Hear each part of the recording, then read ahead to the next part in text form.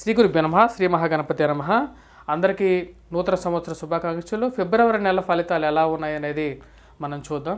ఫిబ్రవరి నెలలో 1 నుంచి 29వ తారీఖు వరకు ద్వాదశ రాశుల వారికి ఫిబ్రవరి నెల ఫలితాలు ఎలా ఉన్నాయో తెలుసుకోబోయే ముందు మొదటిగా గ్రహస్థితి ఎలా ఉందనే చూద్దాం. రాహు కేతువులు వారి స్థానాల్లో కొనసాగుతున్నారు. రాహువు మీనంలో, కేతువు కన్యలో కొనసాగుతున్నాడు. గురువు చూసినట్లయితే మేషంలో కొనసాగుతున్నాడు. అలాగే శుక్రుడు, కుజుడు ఈ నెల మొదటిలో వచ్చేటప్పటికి ధనస్సులో, అలాగే వారి యొక్క మార్పు కుజుడు చూసినట్లయితే ఫిబ్రవరి 5వ తారీఖున తన యొక్క మార్పు అనేది మకరంలోకి జరగబోతున్నది. అలాగే శుక్రుడు చూసినట్లయితే శుక్రుడు యొక్క మార్పు అనేది కూడా ఫిబ్రవరి 12వ తారీఖున మకరంలోకి మారబోతున్నారు.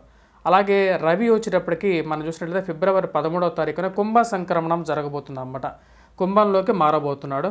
అలాగే మనం చూసినట్లయితే బుధుడు కూడా యొక్క మార్పు అనేది ఉంది. బుధుడి యొక్క మార్పు అనేది మనం చూసినట్లయితే ఫిబ్రవరి 1వ తారీఖే వచ్చేటప్పటికి రాబోతున్నాడు, కుంభంలోకి రాబోతున్నాడు. ఇప్పుడు గ్రహస్థితి రీత్యా వచ్చేటప్పటికి శని వచ్చేటప్పటికి కుంభంలో కొనసాగుతున్నాడు. ఇప్పుడు శని రవి కలవబోతున్నారు అన్నమాట. ఆది శత్రువులైనటువంటి శని రవి కలయిక ఈ యొక్క దేశం మీద, ప్రపంచం మీద కూడా దాని యొక్క ప్రభావం అనేది చాలా ఎక్కువగా ఉంటుంది. ఇప్పుడు ద్వాదశ రాశుల వారికి ఈ యొక్క ఫలితం అనేది ఎలా ఉండబోతుంది అనేది మనం చూద్దాం.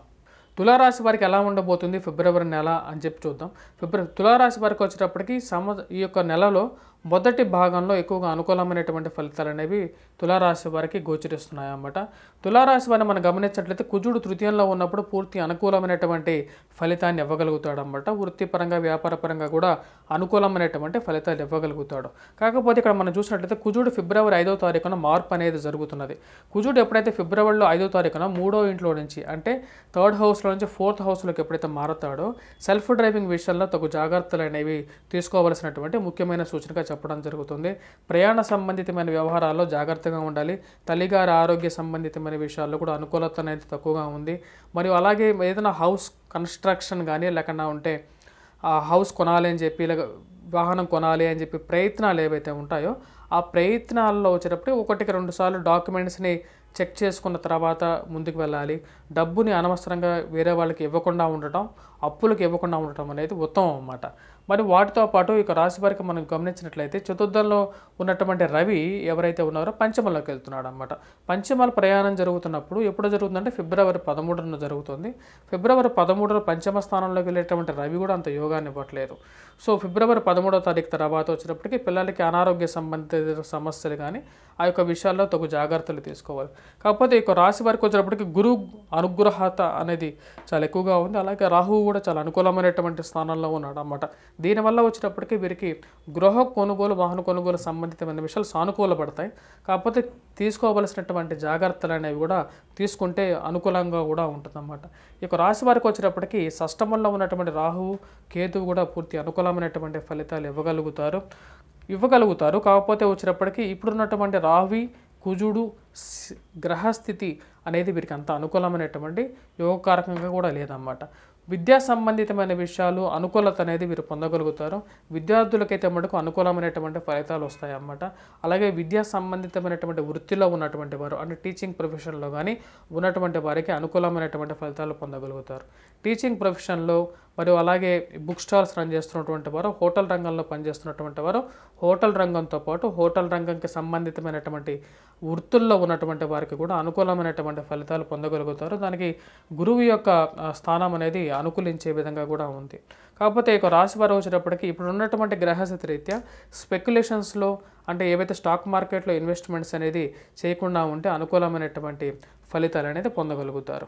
ఈ యొక్క రాశి వారికి వచ్చేటప్పటికి ఓవరాల్గా వచ్చేటప్పటికి ఈ యొక్క నెల ప్రథమంలోనే ఎక్కువగా అనుకూలమైనటువంటి ఫలితాలు అనేవి గోచరిస్తున్నాయి. అంటే మొదటి 2 వారాల్లో కొంచెం ఎక్కువగా అనుకూలంగా ఉందన్నమాట. సెకండ్ హాఫ్లో వచ్చేటప్పటికి కొంచెం మిశ్రమమైనటువంటి సానుకూలమైనటువంటి ఫలితాలు ఉన్నాయి. మరి రాశి వారు ఎటువంటి పరిహారాలు చేసుకోవాలనేది కూడా చూద్దాం. ఈ యొక్క రాశి వారికి వచ్చేటప్పటికి చతుర్థంలోకి రాబోతున్నటువంటి కుజుడు అంత యోగకారకుడు కాదు కాబట్టి కుజగ్రహ ఆరాధన అనేది చేయాలి.